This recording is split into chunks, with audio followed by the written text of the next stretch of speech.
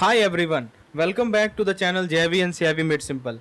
सो आज के इस वीडियो लेक्चर में दोस्तों हम लोग क्विक रिवीजन सेशन में को डिस्कस करने वाले हैं अपने आरबीडब्ल्यूएम के मॉड्यूल सी का, जो कि आपको हेल्प करेगा आरबीडब्ल्यूएम के एग्जामिनेशन को कनकर करने में। तो आप डरे हुए हैं, बहुत सारा मटेरियल है आपके पास पढ़ने को, तो आप चिंता बिल्कुल ना करें, हम आपके लिए हैं दोस्तों। इस फास्ट सेशन में, इस क्विक रिवीजन सेशन में मैं आपको सारा की पॉइंट्स बता दूंगा जो कि आपके मॉड्यूल सी से आरबीडब्ल्यूएम में दिए गए हैं, और जिसमें आपका लर्निंग मैक्सिमाइज हो जाएगा अगले 1 घंटे में। तो फ्रेंड्स, आप एक पेन पेपर और स्टडी मटेरियल लेकर बैठिए, एक टाइमर सेट कर लीजिए 60 मिनट का। मेरे बातों को ध्यान से सुनिए, मैं सिंपल भाषा में आपको एक एक पॉइंट क्लियर कर दूंगा। तो चलिए मेन आइडिया पे फोकस करते हैं। हम लोग शुरुआत करते हैं आज के इस रिवीजन सेशन को अपने पहले पॉइंट के साथ। फ्रेंड्स, पहला पॉइंट है हमारा रिटेल बैंकिंग मार्केटिंग। देखिए दोस्तों, रिटेल बैंकिंग मार्केटिंग का फोकस होता है कि हम कस्टमर को सेटिस्फाई करें, प्रोवाइडिंग कस्टमर सेटिस्फाइंग सर्विस। ऐसा सर्विस प्रोवाइड करें जो कि कस्टमर सेटिस्फाइंग हो, और साथ ही साथ हम प्रॉफिटेबिलिटी को भी इंश्योर करें, राइट। तो देखिए कुछ नाम आपको मैं बताता हूँ, सीबॉन, एंड्रयू और वैंडर वेज। इनका डुअल फोकस था। इन सभी इन्होंने एम्फेसाइज किया इस डेफिनेशन के डुअल फोकस को। दोस्तों, कस्टमर के नीड को समझना, राइट, कस्टमर की नीड को समझना ये फाउंडेशन होता है टारगेटेड प्रोडक्ट को बनाने का। तो इसके अंदर हम क्या करते हैं, राइट प्रोडक्ट को डेवलप करते हैं, जैसे कि सेविंग अकाउंट या लोन, ताकि इन सभी नीड्स को हम आइडेंटिफाई कर सकें। साथ ही साथ दोस्तों, हम एफिशिएंट डिलीवरी चैनल भी बहुत क्रूशियल है, जो कि इंश्योर करता है कि ब्रांचेस, एटीएम या ऑनलाइन बैंकिंग के द्वारा आसानी से एक्सेस हो। और फाइनली, कस्टमर को इंगेज रखना इफेक्टिव स्ट्रेटजी के माध्यम से ये इंकरेज करता है कि आपके सर्विसेज को कंटिन्यूसली यूज किया जाए। तो फ्रेंड्स, मार्केटिंग एनालिसिस में हम सबसे पहले सोट एनालिसिस स्टार्ट करते हैं। लेट्स बिगिन विद द सोट एनालिसिस। इसके बारे में आपको पता होगा, राइट। तो ताकि हम मार्केट के लैंडस्केप को एसेस कर सकें, सबसे पहला पॉइंट आता है दोस्तों मार्केटिंग प्लानिंग। तो मार्केटिंग प्लानिंग के अंदर क्या होता है कि ये स्टेज के अंदर हम क्लियर गोल डिफाइन करेंगे। We will define clear goal, ताकि हम मार्केट के लैंडस्केप को एसेस कर सकें, राइट। फिर आता है मार्केटिंग, पहले एनालिसिस आएगा। First of all what we will do, we will analyse करने के बाद दोस्तों हम लोग क्या करेंगे, प्लान करेंगे। First of all analysis will come, then after planning will come. Planning में क्या होगा दोस्तों कि हम क्लियर गोल डिफाइन करेंगे, टारगेट मार्केट को आइडेंटिफाई करेंगे, अपना एसबीयू एस्टैब्लिश करेंगे। आप पूछेंगे एसबीयू क्या होता है, तो स्ट्रेटेजिक बिजनेस यूनिट होता है। और फिर उसके बाद प्लानिंग के बाद आता है इम्प्लीमेंटेशन। सिंपल सी बात है, आप उसे इम्प्लीमेंट करेंगे, ठीक है, यहाँ पे एक्शन होता है। और फाइनली हमारा इम्प्लीमेंटेशन के बाद आता है कंट्रोल, यानी कि थ्रू आउट द प्रोसेस हम प्रोग्रेस को मॉनिटर करेंगे, इफेक्टिवनेस को इवेल्युएट करेंगे। तो दोस्तों, मार्केटिंग मिक्स में जो हमारे पास रेसिपी है वो मैं समझाता हूं दोस्तों। वो है हमारा, पहला है प्रोडक्ट। यहाँ देख सकते हैं आप, पहला जो रेसिपी है प्रोडक्ट, यानी हमारा प्रोडक्ट जो है वो कस्टमर नीड को एड्रेस करे, ठीक है। तो मैं आपको एक एक करके मार्केटिंग मिक्स के स्ट्रेटजी को समझाता हूँ। प्रोडक्ट में क्या होता है, what is the meaning of this product, let's try to understand. Product का मतलब कि हमारा प्रोडक्ट जो है कस्टमर की नीड को एड्रेस करे और हमारे प्रोडक्ट को कॉम्पिटिटर के साथ डिफ्रेंशिएट करे। दूसरा आता है हमारा प्राइस, यानी दोस्तों प्राइस का मतलब कि हमें कॉम्पिटिटिव और फेयर प्राइसिंग ऑफर करना है अपने प्रोडक्ट और सर्विसेज के लिए। तीसरा आता है प्लेस, यानी कौन सी जगह है, हमें कॉन्वीनियंट एक्सेस होना चाहिए, ये हमारा की है। तो कस्टमर जो है आसानी से रीच कर सके हम तक ब्रांचेस, एटीएम या ऑनलाइन बैंकिंग के माध्यम से। और लास्ट भी आता है प्रमोशन, यानी ट्रेडिशनल और डिजिटल एडवर्टाइजिंग जो है क्रूशियल रोल प्ले करता है। तो फ्रेंड्स, तो आप रिटेल बैंकिंग के बारे में फ्रिक्वेंटली देखते होंगे। अब हम लोग आगे बढ़ते हैं और मार्केटिंग मिक्स को समझते हैं। जो न्यू एलिमेंट है मार्केटिंग मिक्स के, उसे जरा देखते हैं। उसमें 4 मेन एलिमेंट है, वो भी जरा देखते हैं दोस्तों। पहला आता है हमारा पीपल। जैसा कि मैंने आपको पहले बताया था कि मार्केटिंग मिक्स के अंदर प्रोडक्ट, प्राइस, प्लेस और प्रमोशन होता है। तो ये फाउंडेशन है किसी सक्सेसफुल मार्केटिंग स्ट्रेटजी के लिए। आज के कॉम्पिटिटिव लैंडस्केप में कुछ एसेंशियल इंग्रेडिएंट बहुत जरूरी है। पहला आप देख सकते हैं दोस्तों, प्रोडक्ट, राइट। तो प्रोडक्ट, प्राइस, प्लेस और promotion, we have already discuss this. अब मैं आपको 3 एडिशनल एलिमेंट बताता हूं, जो 3 नया एलिमेंट ऐड हुआ है वो मैं उसके बारे में समझाता हूं। Let's try to understand this point, this is very important. पहला है हमारा पीपल। आपके जो एम्प्लॉय है ना, वो फ्रंट लाइन है। उनके ट्रेनिंग में इन्वेस्ट करना, एक कस्टमर सेंट्रिक कल्चर को फॉस्टर करना, ये इंश्योर करता है कि आपके बैंक के कस्टमर का पॉजिटिव एक्सपीरियंस रहेगा। दूसरा आता है प्रोसेस, यानी कि दोस्तों स्ट्रीमलाइन प्रोसेस, जैसे कि simple application, user friendly technology, ये बैंकिंग को एक ब्रिज बनाता है कोई भी कॉम्प्लिकेटेड प्रोसेस को एंजॉय नहीं करता। और लास्ट आता है फिजिकल एविडेंस। इसके अंदर ब्रांच का डिजाइन, ब्रांडिंग, आपका वेबसाइट, ये सभी आते हैं। आप एम कीजिए कि एक प्रोफेशनल वेलकमिंग इन्वायरमेंट क्रिएट कीजिए जो कि ट्रस्ट बिल्ड करे कस्टमर के साथ। दोस्तों फिर आता है प्लेस, राइट। प्लेस का मतलब क्या हुआ? I think we have already discuss this point कि टेक्नोलॉजी अलाउ करता है बैंक को कि वो कस्टमर को कहीं भी पहुंचे, कहीं कस्टमर तक कहीं भी पहुंच सके। ऑनलाइन और मोबाइल बैंकिंग बहुत क्रूसियल है। फिर हमने डिस्कस किया पीपल। पीपल का मतलब क्या हुआ कि आप अंडर एस्टिमेट नहीं कर सकते हैं वेल ट्रेड एम्प्लॉय के पावर को। We have already discuss this point, ठीक है। प्रोसेस मतलब कि आपका स्ट्रीमलाइन प्रोसेस हो, सिंपल एप्लीकेशन हो, यूजर फ्रेंडली टेक्नोलॉजी हो, ये सभी कस्टमर सेटिस्फेक्शन को बढ़ाएंगे। और फिजिकल एविडेंस मैंने बताया था, एक professional branch design, high quality branding, right, these thing are very important. अब मैं आपको इन जो पीस अभी जो मैं आपको बताया ये किस तरह से, राइट। तो आप एक बैंक के बारे में सोचिए, कैसे वो इंप्लीमेंट करेंगे इन सभी एलिमेंट को मार्केटिंग पिक्स का। क्या आप प्रत्येक पी को आइडेंटिफाई कर पा रहे हैं स्ट्रेटजीज में? सो नाउ लेट्स डिस्कस दैट। हाँ, तो अब देखिए ये आपस में किस किस प्रकार से इंटरडिपेंडेंस है। Let's try to understand this point. तो how these are interdependent, let's try to understand, very important point from examination point of view. So okay, so element of marketing means वही, ये सब एक साथ काम करते हैं ताकि कोहेसिव स्ट्रेटजी क्लियर को डेवलप कर सके, right. And we have discuss is analysis है, प्लानिंग है, इंप्लीमेंटेशन है, और फाइनली क्या है, कंट्रोल है। और प्रोडक्ट, प्राइस, प्लेस, प्रमोशन मैंने आपको बताया। अब मैं आपको डिलीवरी चैनल पे ले चलता हूँ। Why delivery channel matter?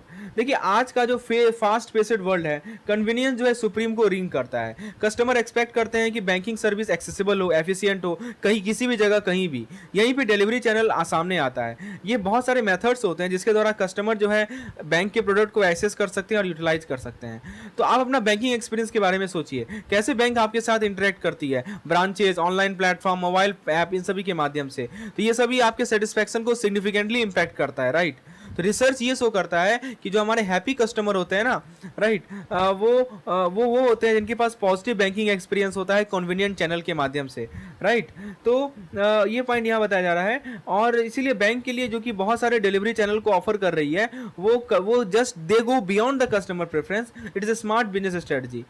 तो देखिए बैंक को एक diverse range of channel provide करना है। ये मैं आपको चैलेंज के बारे में समझा रहा हूँ। यहाँ देखिए इंपॉर्टेंस ऑफ चैनल एक्सपीरियंस। देखिए बैंक को जो है ना diverse range of channel provide करना है ताकि अलग अलग कस्टमर के प्रेफरेंस को कैटर कर सके। कुछ लोग अभी भी प्रीफर करते हैं ट्रेडिशनल अप्रोच जिसमें फेस टू फेस इंटरेक्शन को वैल्यू करते हैं। लेकिन दूसरी तरफ क्या होता है कि कुछ लोग जो है, बहुत सारे कस्टमर ऐसे हैं जो खासकर जो यंगर जनरेशन है, जिन्हें क्या चाहिए, उनको कन्वीनियंस एंड फ्लेक्सिबिलिटी चाहिए ऑनलाइन और मोबाइल बैंकिंग का, right. So varies from person to person.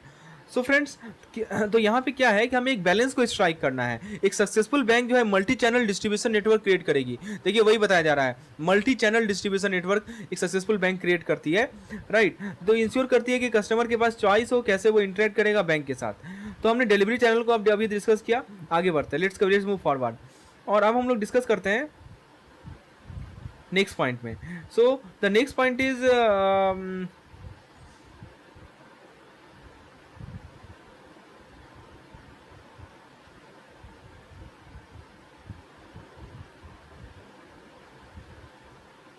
Yes, delivery channel हमने बात किया, कितना इंपॉर्टेंस है चैनल का एक्सपीरियंस होना, राइट। तो अभी मैंने आपको बताया था कि ब्रांच, यहाँ पे एक कंसेप्ट है ब्रांच बैंकिंग के बारे में, राइट। यहाँ पे देखिए ब्रांच एडवांटेज लिखा गया है, bricks and mortar still matter. So let's talk about this point. Branch advantage, branch का क्या एडवांटेज है, let's talk about this point. देखिए दोस्तों, डिजिटल चैनल का राइज हो रहा है, फिजिकल ब्रांच जो है वाइटल पार्ट है रिटेल बैंकिंग का। तो लेकिन ब्रांचेज जो है ना ज़्यादा ऑफर करते हैं as a place to conduct transaction.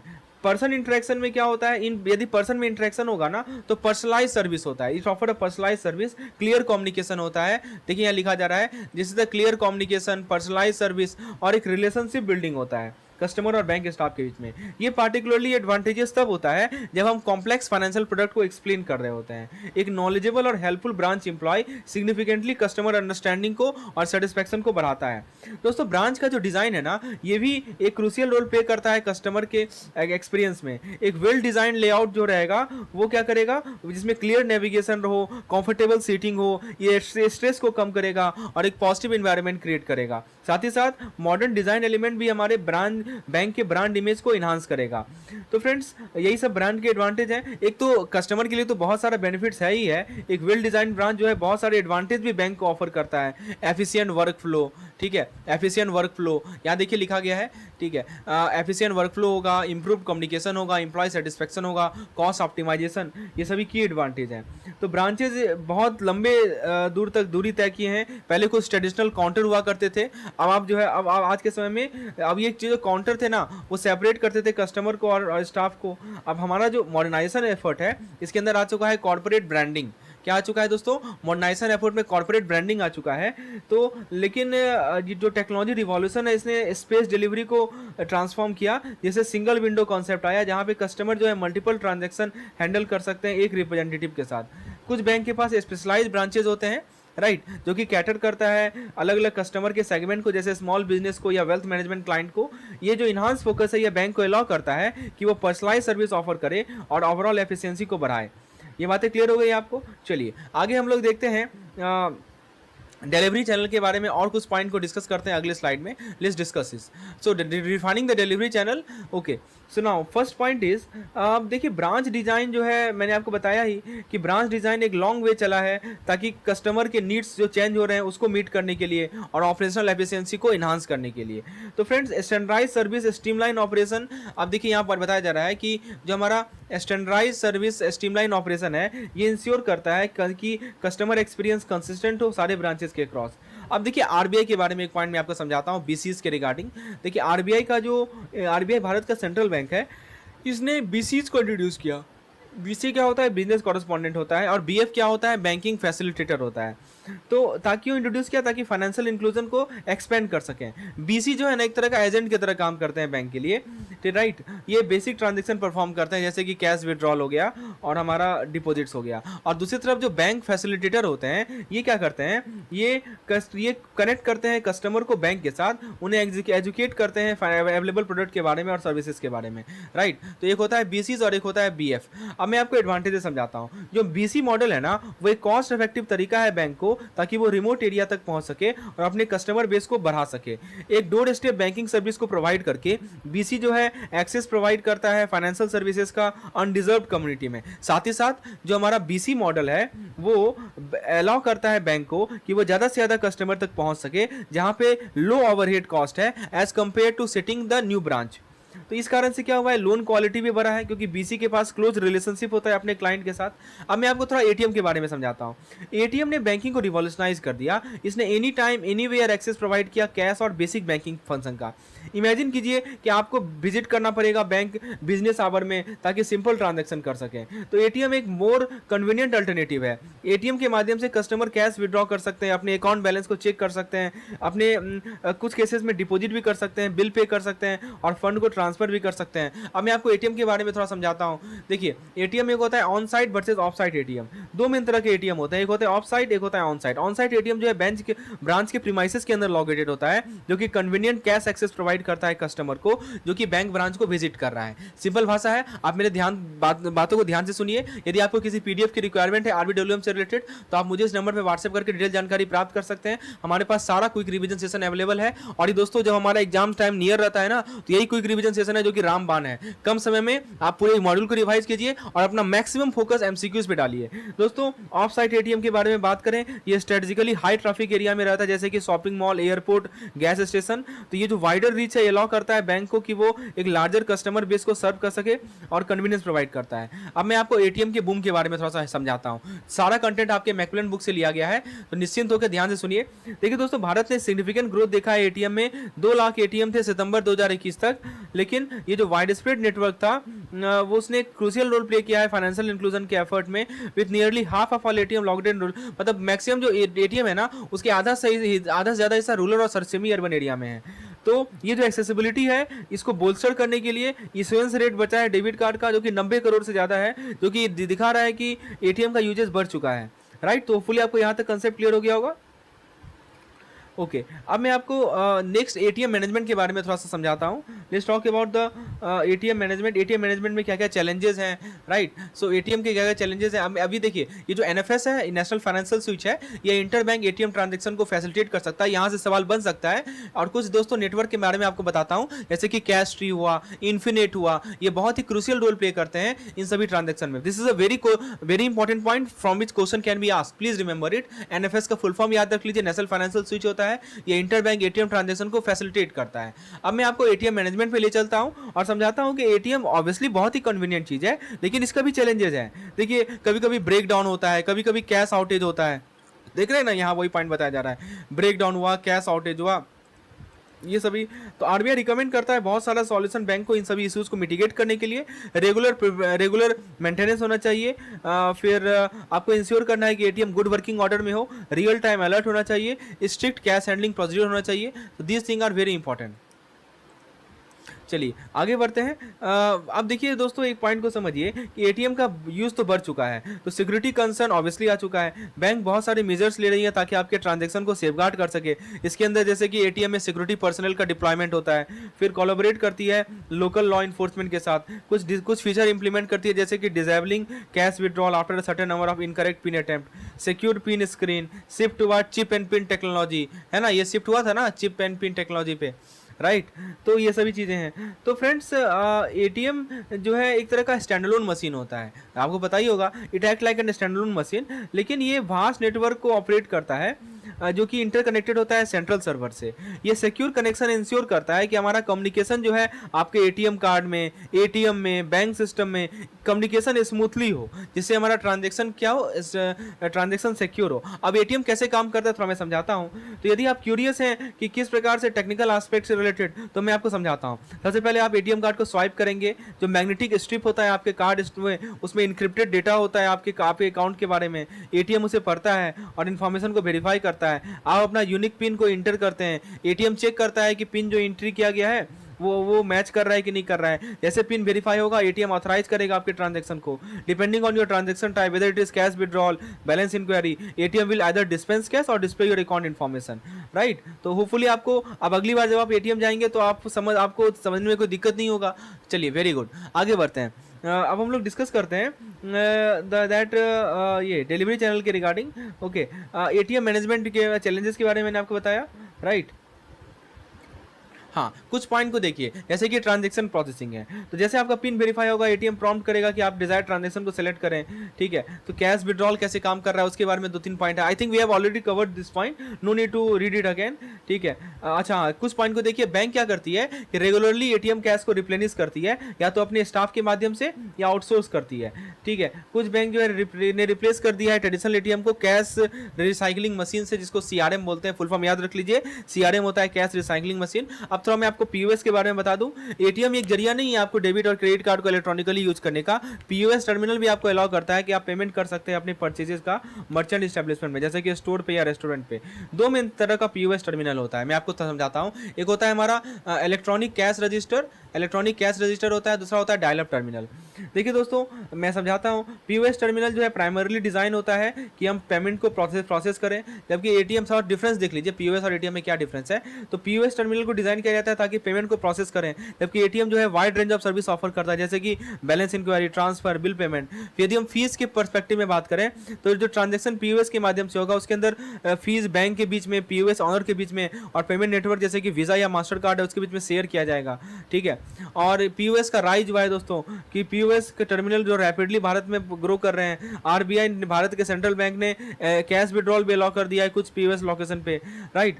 तो अब देखिए एक टर्म को समझिए, एक होता है हमारा वाइट एटीएम, ठीक है, और ये पॉइंट समझना बहुत जरूरी है। तो वाइट एटीएम और पीओएस टर्मिनल जो है कन्वीनियंट एक्सेस प्रोवाइड करता है आपके मनी को, इंटरनेट बैंकिंग जो है इसको स्टेप फर्दर ले जाता है, right. So now let's come to the next slide. मैं आपको थोड़ा सा सिक्योरिटी ओके, इंटरनेट बैंकिंग के बारे में थोड़ा समझाता हूँ। पीएस टर्मिनल का मतलब आप समझ लिया, दो तरह का होता है पीएस टर्मिनल। एक याद रखिएगा इलेक्ट्रॉनिक कैश रजिस्टर, और एक होता है हमारा dial up terminal. Internet banking में देखिए, इंटरनेट बैंकिंग का जो राइज हुआ है, इसने ट्रांसफॉर्म कर दिया रिटेल बैंकिंग के लैंडस्केप को। ई कॉमर्स जो है आपके ऑनलाइन शॉपिंग के ग्रोथ को फिल करता है, नए पेमेंट मेथड को डिमांड करता है। फिर एक तो हमारा इलेक्ट्रॉनिक पेमेंट आता है, तो इलेक्ट्रॉनिक पेमेंट ये देखिए ई कॉमर्स लिखा है, फिर इलेक्ट्रॉनिक पेमेंट लिखा है, इस कारण से जो है इनोवेटिव इलेक्ट्रॉनिक पेमेंट सॉल्यूशन आया। फिर तीसरा पॉइंट आता है हमारा रिमोट बैंकिंग। रिमोट बैंकिंग में क्या होता है कि बैंकिंग जो है शिफ्ट हो चुका है इलेक्ट्रॉनिक और सेल्फ सर्विस मॉडल में। अब मैं आपको समझाता हूं कि बैंकिंग लैंडस्केप में क्या क्या बदलाव आई हैं। Try to understand this point, very important. देखिए दोस्तों, पहला है कि ज्योग्राफिकल लिमिटेशन कम हुआ है, रिड्यूस ज्योग्राफिकल लिमिटेशन। मतलब क्या हुआ कि बैंक जो है अब कस्टमर को किसी भी जगह से इंटरनेट एक्सेस के माध्यम से सर्व कर सकती है, और बैंकिंग सर्विस जो है ज़्यादा स्टैंडर्डाइज हुआ है, एक्सेसिबल हुआ है। वही पॉइंट है कॉमोडाइजेशन ऑफ प्रोडक्ट। और तीसरा पॉइंट है कि न्यू कॉम्पिटिटिव स्ट्रेटजी। इसका क्या मतलब हुआ कि बैंक जो है अडेप्ट करती है कि वो इफेक्टिवली compete कर सके डिजिटल एरा में। तो होपफुली आपको ये पॉइंट क्लियर हो गया होगा। दोस्तों, इंटरनेट बैंकिंग जो है एक अनपैरेलल्ड बेनिफिट ऑफर करता है कस्टमर को। अब वो बेनिफिट क्या है, लेट्स ट्राई टू अंडरस्टैंड। पहला है कन्वीनियंस, मतलब बैंक अकाउंट आप कहीं भी मैनेज कर सकते हैं, राइट। देखिए हम लोग इंटरनेट बैंकिंग के बारे में डिस्कस कर रहे हैं। I think we have move, yes correct. Convenience offer करता है, 24/7 एक्सेस रहता है, आपको ब्रांच टाइमिंग के लिए वेट नहीं करना है। एफिशिएंसी है, पोटेंशियल कॉस्ट सेविंग है ये आपके लिए, और सिक्योरिटी कंसिडरेशन तो इसमें है ही है, राइट। तो ये सभी हमारे अब देखिए वही बताया जा रहा है कि इंटरनेट बैंकिंग में आप क्या क्या कर सकते हैं। तो इंटरनेट बैंकिंग आपको इंपावर करता है, बहुत सारे बैंकिंग टास्क कर सकते हैं। अकाउंट बैलेंस देखना, ट्रांजैक्शन हिस्ट्री देखना, फंड को ट्रांसफर करना, बिल को सिक्योरली पे करना, मोबाइल फोन रिचार्ज करना है, या दूसरे सर्विसेज। ठीक है, अब मैं आपको मोबाइल बैंकिंग पे ले चलता हूँ। देखिए दोस्तों, मोबाइल बैंकिंग के रिलेटेड पॉइंट को समझते हैं। तो ये सब बेसिक चीज़ें हैं मोबाइल बैंकिंग में। ओके, देखिए दोस्तों, मोबाइल बैंकिंग एक कन्वीनियंट तरीका है फाइनेंस को मैनेज करने का अपने स्मार्टफोन के माध्यम से। इसमें सबसे पहला आता है अकाउंट मैनेजमेंट, यानी अकाउंट मैनेजमेंट के अंदर आप अकाउंट बैलेंस चेक कर सकते हैं, ट्रांजैक्शन हिस्ट्री दे सकते हैं, मिनी स्टेटमेंट डाउनलोड कर सकते हैं, राइट। ट्रांजैक्शन में आप फंड को ट्रांसफर कर सकते हैं, पैसा भेज सकते हैं दूसरे बैंक अकाउंट में, कुछ ट्रांजैक्शन अलर्ट सेट कर सकते हैं ताकि अकाउंट एक्टिविटी को आप मॉनिटर कर सकें, राइट। और दोस्तों, इसमें आपका क्या है कि आप कॉशियस रहें, ओटीपी किसी से भी रिवील ना करें, सस्पिशियस एक्टिविटी को रिपोर्ट करें, स्ट्रॉन्ग पासवर्ड को यूज करें। बेनिफिट तो आप जानते ही हैं कि बहुत ही बेनिफिशियल है, कन्वीनियंस है, एक्सेसिबिलिटी है, सिंप्लिसिटी है, टाइम सेविंग है। हाँ, एक एनपीसीआई के बारे में समझना बहुत जरूरी है, तो मैं आपको एनपीसीआई के बारे में थोड़ा समझा देता हूँ। वेरी वेरी इंपॉर्टेंट पॉइंट यहाँ पे I think it is discuss hair. देखिए दोस्तों, एनपीसीआई एक एमपिन है, सॉरी एमपिन क्या होता है, एमपिन होता है दोस्तों मोबाइल बैंकिंग पिन बोलते हैं इसको हम लोग क्या बोलते हैं, MPIN, right. Mobile banking pin को हम लोग एमपिन बोलते हैं। तो इसमें एमपिन से रिलेटेड पॉइंट्स यहाँ समझाए जा रहे हैं। अब देखिए यूपीआई के रिगार्डिंग, यूपीआई क्या होता है, तो यूपीआई होता है हमारा ये unified payment interface, right. So let's discuss the UPI. Mobile banking के बारे में हमने डिस्कस किया, राइट। अब देखिए एमपिन यहाँ डिस्कस हो रहा है। अब यहाँ देखिए यूपीआई है, तो यूपीआई मतलब क्या होता है, यूपीआई इंश्योर करता है कि ट्रांजैक्शन सिक्योर हो मल्टीपल पेमेंट मेथड से, जिसके अंदर आधार, वर्चुअल पेमेंट एड्रेस, तीन चीज़ याद रखिएगा, आधार, वीपीए, अकाउंट नंबर या मोबाइल नंबर। यूपीआई के पार्टिसिपेंट की बात करें तो जो यूपीआई में पार्टिसिपेंट होते हैं उसके अंदर आपका बैंक का ऐप होता है, ठीक है, याद रखिएगा, जिसको पेमेंट सर्विस प्रोवाइडर बोलते हैं, पीएसपी कहा जाता है। जो बैंक का जो ऐप है वो पीएसपी की तरह काम करेगा। फिर जो रेसिपिएंट बैंक ऐप है जिसको हम लोग पीएसपी बोलते हैं, मतलब जी जो जिससे मत देखिए, एक तो आपका ऐप हो गया, जो आप पेमेंट मान लीजिए आप ट्रांसफर कर रहे हैं अपने दोस्त को पैसा, तो ये आपका ऐप हो गया, तो उसको पीएसपी बोलेंगे, आपका बैंक पीएसपी कहलाएगा। एक होगा जो आप जो रिसीवर है उसका बैंक, उसको बोलेंगे पेई पीएसपी, ठीक है। और तीसरा होता है आपका बैंक, जिसको रिमिटर बैंक बोलेंगे, और चौथा होता है बेनिफिशियर बैंक, राइट। तो payment payer, payment service provider PSP, payee PSP, remitter bank, beneficiary bank, right. तो ये सभी हमारे पार्टिसिपेंट्स होते हैं। तो अब देखिए कुछ स्टेजेस होते हैं। सबसे पहले क्या करना है कि आपको बैंक ऐप को डाउनलोड करना है, फिर आपको फ़ोन नंबर वेरीफाई करना है एसएमएस के माध्यम से, अपने फ़ोन के यूनिक आइडेंटिफायर को अपने नंबर से लिंक करना है, फिर आपको अपना बैंक को सेलेक्ट करना है ऐप के अंदर। I think you are familiar with all this thing. आपको फ़ोन नंबर मैच करना है, अकाउंट सेलेक्ट करना है और वर्चुअल पेमेंट एड्रेस क्रिएट करना है। फिर दोस्तों बैंक ऐप के अंदर आपको जनरेट पिन सेलेक्ट करना है, पीएसपी ऐप यानी कि बैंक ऐप की बात हो रही है। आपको ओटीपी से वेरीफाई करना है, लास्ट 6 डिजिट अपने डेबिट कार्ड का एक्सपायरी डेट ओटीपी इंटर करना है, नया यूपीआई पिन सेट करना है। So I think this I am not going to repeat all this thing because you are familiar with all this thing. Main point ये समझिए, transaction limit आपके book में जो दे रखा है वो समझिए। यूपीआई जो है आईएमपीएस लिमिट से अलाइन होता है, जो कि मैक्सिमम है 1 लाख पर ट्रांजैक्शन। बैंक जो टिपिकली डिफॉल्ट करती है 1 lakh limit for UPI transaction. की फीचर क्या क्या है यूपीआई का वो जरा देख लीजिए। पहला फीचर ये है कि मल्टीपल पेमेंट इंपॉर्टेंट ऑप्शन होता है। और इनहांस सिक्योरिटी है, VPA यानी कि वर्चुअल पेमेंट एड्रेस है, एनोनिमस ट्रांजेक्शन के लिए 24/7 अवेलेबिलिटी है, सिक्योर स्कैन और पे करना बहुत आसान है। ठीक है, तो अब मैं भीम ऐप के बारे में थोड़ा समझा दूं आपको। देखिए दोस्तों, भीम ऐप एक यूजर फ्रेंडली मोबाइल ऐप है जिसको UPI सिस्टम पे बिल्ड किया गया है। ये instant bank to bank payment को इनेबल करता है। स्मार्टफोन इसके लिए हमें क्या चाहिए, स्मार्टफोन चाहिए जिसमें एंड्रॉयड या iOS हो, फिर इंडियन बैंक अकाउंट चाहिए जिसमें डेबिट कार्ड लिंक्ड हो, मोबाइल नंबर चाहिए जो कि रजिस्टर्ड हो बैंक के साथ। भीम ऐप सिंप्लीफाई करता है जिसमें पैसा सेंड करना और भेजना आसान है। I think you are familiar with all this thing, no need to rephrase it again and again, right. जो चीज़ आपको इंपॉर्टेंट है, जो चीज़ आप नहीं जानते वो मैं समझाने का प्रयास करता हूँ। देखिए, अब भीम का फीचर क्या है कि आप बैंक अकाउंट को मैनेज कर सकते हैं, आप लिंक्ड अकाउंट देख सकते हैं, प्राइमरी अकाउंट चेंज कर सकते हैं, बैंक बैलेंस देख सकते हैं, बैंक आप अनवांटेड मनी रिक्वेस्ट को ब्लॉक कर सकते हैं, सिक्योरिटी फीचर भी है, UPI का पिन सेट कर सकते हैं, चेंज कर सकते हैं, मैनेज कर सकते हैं। अब कैसे भीम ऐप यूज करना, I think you are familiar with, no need to go through all this thing, आप इसको समझते ही हैं कैसे भीम ऐप को यूज किया जाता है। अब देखिए, एक सर्विसेज है जो कि हम लोग 99 सर्विस बोलते हैं, इसको समझिए, स्टार 99 होता है। देखिए दोस्तों, ये होता है USSD बेस्ड अल्टरनेटिव ऑफर करता है। ठीक है, bank basic mobile banking transaction के लिए इसमें कोई इंटरनेट डेटा की रिक्वायरमेंट नहीं होती है, और ये बेसिक फीचर फोन पे भी, जो हमारा फीचर फोन होता है उस पर भी काम करता है। ये सर्विस जो है 12 लैंग्वेज में अवेलेबल है, जिसका एम है कि फाइनेंशियल सर्विस को वाइडर पॉपुलेशन तक हम एक्सेसिबल करवाएं। तो आप क्या क्या सर्विस हम कर सकते हैं, अकाउंट बैलेंस देख सकते हैं, मिनी स्टेटमेंट देख सकते हैं, फिर मनी पैसा भेज सकते हैं, लिमिटेड है, और मोबाइल फोन रिचार्ज कर सकते हैं, बिल पेमेंट कर सकते हैं। तो ये स्टार 99 है जो है बेसिक फंक्शनैलिटी ऑफर करता है, लेकिन भीम एक कॉम्प्रिहेंसिव और यूजर फ्रेंडली एक्सपीरियंस ऑफर करता है आपके UPI पेमेंट को मैनेज करने का। होपफुली यहाँ तक क्लियर है। ठीक है, अब आपको मैं समझाता हूँ कि मोबाइल बैंकिंग के लिए रिक्वायरमेंट क्या है कि पहले KYC कंप्लाइंट बैंक अकाउंट होना चाहिए जिसमें रजिस्टर्ड मोबाइल नंबर हो, USSD या मोबाइल बैंकिंग रजिस्ट्रेशन या MPIN MMID यानी मोबाइल मनी आइडेंटिफायर और MPIN होना चाहिए। ठीक है, ट्रांजैक्शन लिमिट 1 लाख का है पर ट्रांजैक्शन, और स्टार 99 में 5000 का है पर transaction. Please remember this transaction limit, इससे सवाल पूछा जा सकता है। और देखिए, एक चीज़ और लिखा है, may vary by bank to bank, तो बैंक टू बैंक ये वेरी करता है, कोई fix hard and fast rule नहीं है। ठीक है दोस्तों, UPI के बारे में एक और पॉइंट बताया जा रहा है कि पॉपुलर मोबाइल पेमेंट प्लेटफॉर्म है स्मार्टफोन के लिए, ये VPA को यूज करता है। I think we have discuss this. भीम ऐप के बारे में मैंने आपको बताया, स्टार 99 के बारे में बताया। हाँ, एक तीसरा देखिए, UPI 123 पे, इसके बारे में थोड़ा जान लीजिए। देखिए दोस्तों, ये क्या है कि अपकमिंग सर्विस है फ्यूचर फोन के लिए, ताकि UPI पेमेंट को बिना इंटरनेट के हम कर सकें। इसमें ऑप्शन होता है IVR का। IVR क्या होता है, इंटरेक्टिव वॉइस रिस्पॉन्स। ठीक है, कॉल्स के माध्यम से मिस्ड कॉल अप्रोच होता है, प्रॉक्सिमिटी साउंड बेस्ड सर्विसेज होता है। तो ये सब पॉइंट आपको ध्यान रखना है। तो UPI पे कब लॉन्च किया गया था, मार्च 2022 में लॉन्च किया गया था। ये एक रिवॉल्यूशनरी इनिशिएटिव है ताकि UPI पेमेंट को यूजर तक ला सके जिसके पास बेसिक फीचर फोन है, कोई इंटरनेट की रिक्वायरमेंट नहीं है। ये इंपावर करता है उन्हें कि वो कॉन्वीनियंस और सिक्योरिटी को एक्सपीरियंस करें, राइट। तो वही UPI 123 पे के बारे में बताया जा रहा है, राइट। तो देखिए, UPI 123 पे 4 मेथड प्रोवाइड करता है फीचर फोन के लिए पेमेंट करने का। अब वो कौन कौन सा पेमेंट मेथड है, आइए देखते हैं। देखिए, पेमेंट मेथड है सबसे पहला IVR। IVR क्या होता है, इंटरेक्टिव वॉइस रिस्पॉन्स। यूजर एक डेजिग्नेटेड नंबर को कॉल करेगा, ऑन बोर्डिंग कंप्लीट करेगा, एक वॉइस कमांड को यूज करेगा ताकि ट्रांजेक्शन कर सके। ठीक है, जो कि जैसे मान लीजिए कि ये किसके पास अवेलेबल है, IDFC first bank, city union bank और NSDL पेमेंट बैंक, इनके पास ये IVR का फैसिलिटी अवेलेबल है। दूसरा तरीका है मिस कॉल देना। यूजर एक मिस कॉल देगा मर्चेंट नंबर को, उन्हें कॉल मिलेगा फिर उसको वापस कॉल मिलेगा ऑथेंटिकेशन के लिए, और ट्रांजैक्शन कंप्लीट करेगा UPI पिन को इंटर करते हुए। तीसरा है फ्यूचर फोन पेमेंट ऐप। तो ये एक नेटिव ऐप है जो कि गपशप के द्वारा डेवलप किया गया, एयरटेल पेमेंट बैंक के द्वारा डेवलप किया गया। ये एक स्मार्टफोन लाइक इंटरफेस ऑफर करता है फीचर फोन के लिए। और चौथा तरीका है प्रॉक्सिमिटी साउंड बेस्ड पेमेंट। मतलब क्या होता है, देखिए मैं आपको ये बता रहा हूँ कि जो हमारा UPI 123 पे सिस्टम है, उसमें पेमेंट करने का 4 जरिया है। वो कौन कौन सा 4 तरीका वो मैं बता रहा हूँ।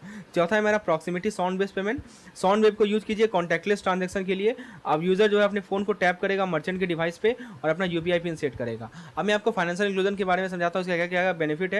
तो UPI रीच को फीचर फोन तक पहुंचाता है, डिजिटल पेमेंट को इनेबल करता है, बहुत सारे लैंग्वेज को सपोर्ट करता है IVR में।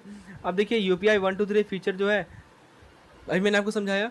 फिर कस्टमर का प्रोटेक्शन ही बहुत जरूरी है। बैंक इंकरेज करती है कि SMS और ईमेल अलर्ट ट्रांजैक्शन के लिए अलर्ट मिलना बहुत ज़रूरी है। कस्टमर बैंक को नोटिफाई करे अनऑथराइज ट्रांजैक्शन के बारे में। बैंक एक रजिस्टर्ड नंबर प्रोवाइड करे कंप्लेंट रिसीट के लिए। ये सभी पॉइंट इंपॉर्टेंट है। अब मैं आपको ऑटो रिवर्सल के बारे में समझाता हूँ। देखिए, IMPS हो, UPI हो, या AEPS हो, ABPS हो, NACH हो या PPI हो, ठीक है, इनके पास स्पेसिफिक टाइमलाइन होता है ऑटो रिवर्सल के लिए। तो ये सब पॉइंट अब मैं आपको टाइमलाइन समझाता हूँ। हाँ, देखिए एक चीज़ समझिए कि यहाँ पे टाइप्स टाइप्स के बारे में थोड़ा सा मैं आपको समझाता हूँ। तो एक होता है बैंक का, जो बैंक प्रेफर्ड टाइप जो होता है, वो क्या क्या होता है, let's try to understand.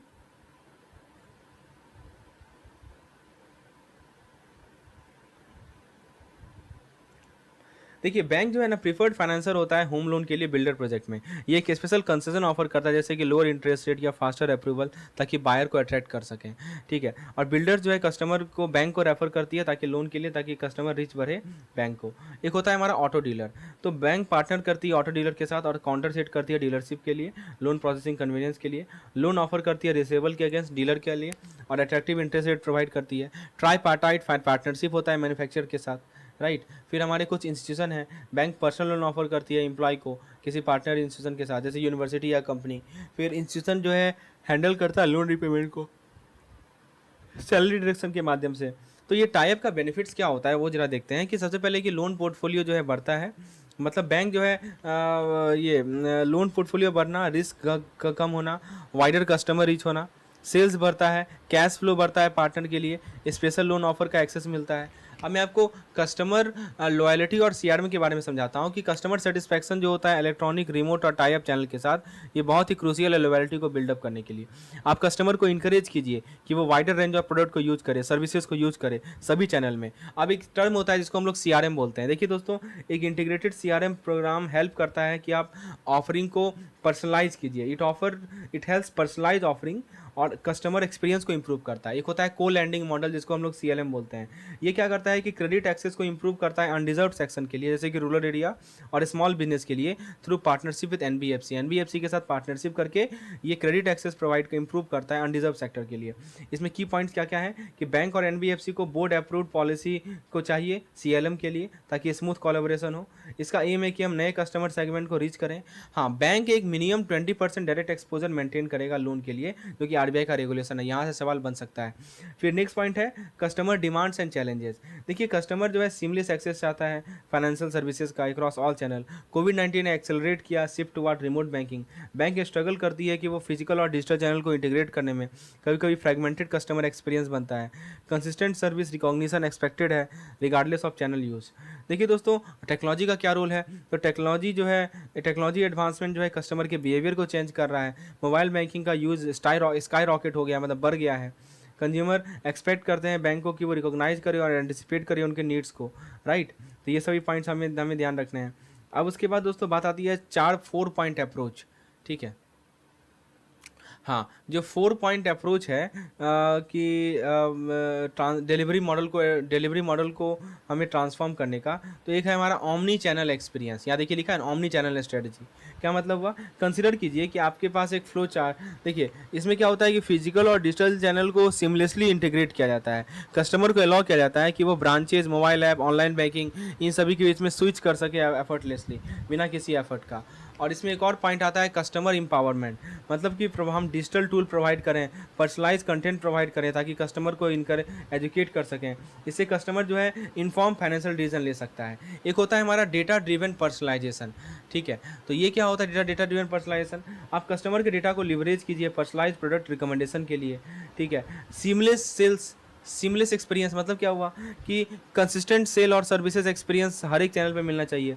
Omni channel model का बेनिफिट क्या है कि कस्टमर सेटिस्फैक्शन को बढ़ाता है, ब्रांड वैल्यू बढ़ाता है, डिफ्रेंशिएशन करता है, ऑपरेशनल एफिशिएंसी को इंप्रूव करता है। अब यदि हम सीआरएम के इंपॉर्टेंस की बात करें हमारे बैंकिंग चैनल में, तो सबसे पहला पॉइंट है कि ये चैलेंजेस क्या क्या हैं। तो कंपटीशन बढ़ गया है बैंक के कारण, बैंक के बीच में कस्टमर एक्विजिशन के लिए और रिटेंशन के लिए। कस्टमर का डिमांड बढ़ गया है, राइट। कस्टमर का डिमांड नीड इवॉल्व हो रहा है। हम क्राउडेड मार्केट प्लेस में स्टैंड होने के लिए बहुत डिफिकल्ट हो गया है, राइट। इसमें सबसे पहला हमारे पास जो अप्रोच है उसे हम लोग कहते हैं omni channel experience. So omni channel experience का मतलब कि आप फिजिकल और डिजिटल चैनल को सीमलेसली इंटीग्रेट कीजिए, कस्टमर को अलाउ कीजिए कि वो branches, mobile app, online banking, इन सभी के बीच में स्विच कर सके एफर्टलेसली। दूसरा पॉइंट है कस्टमर एम्पावरमेंट।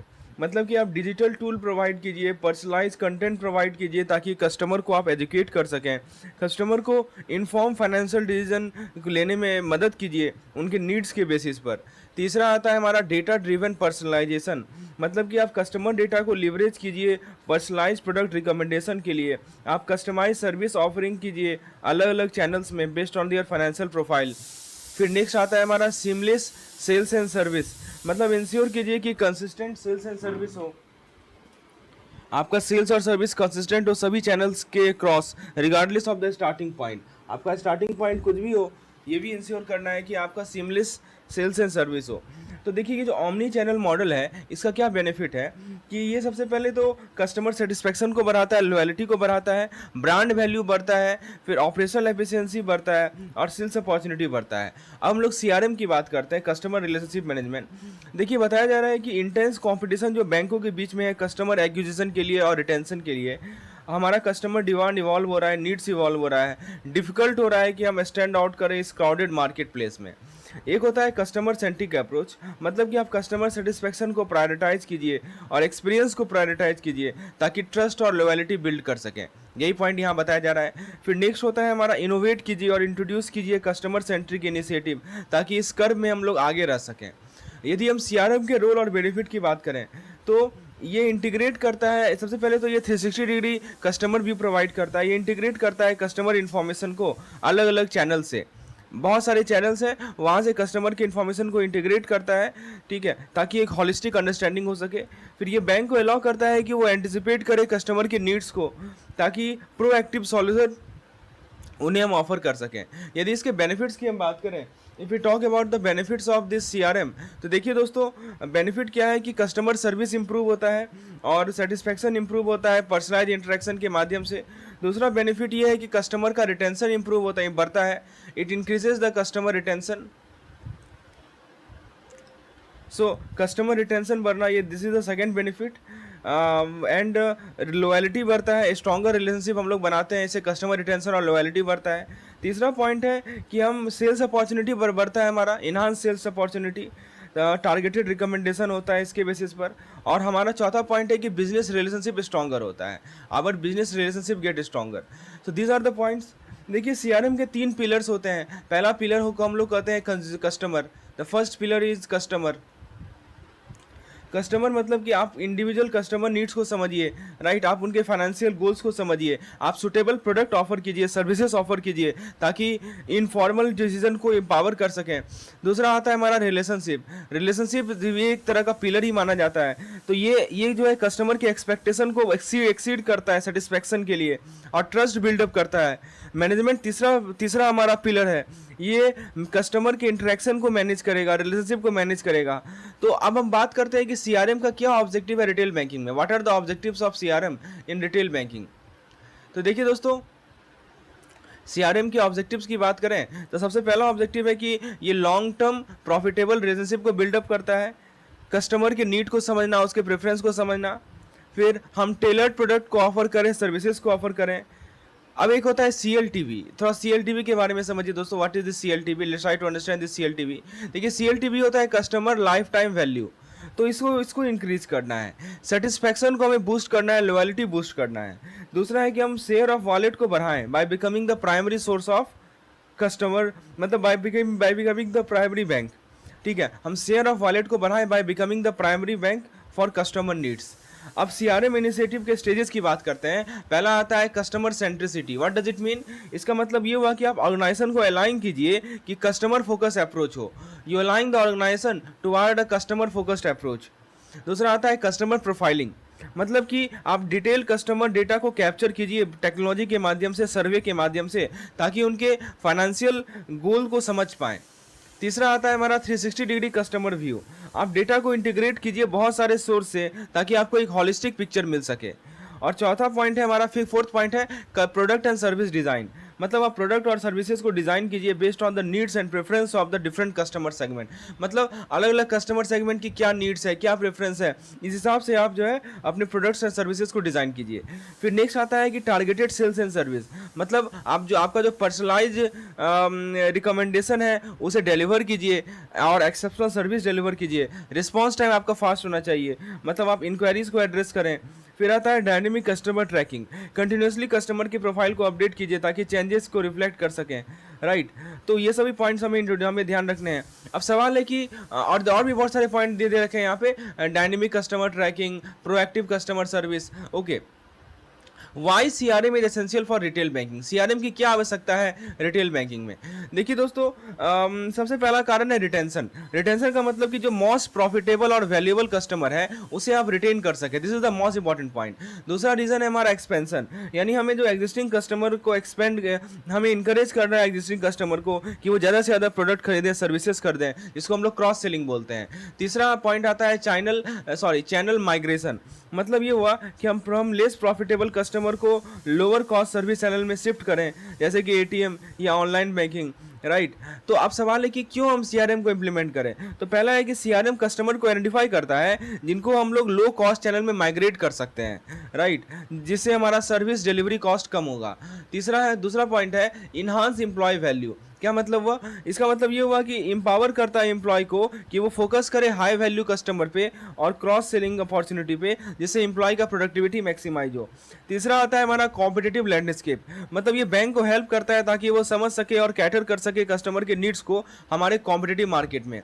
NPA, दोस्तों कस्टमर को आइडेंटिफाई कीजिए कि वो डिफॉल्ट करने वाला है लोन पे, पहले ही आइडेंटिफाई कर लीजिए जिससे आपका बेटर मैनेजमेंट हो सके और आप NPA को कम कर सकें।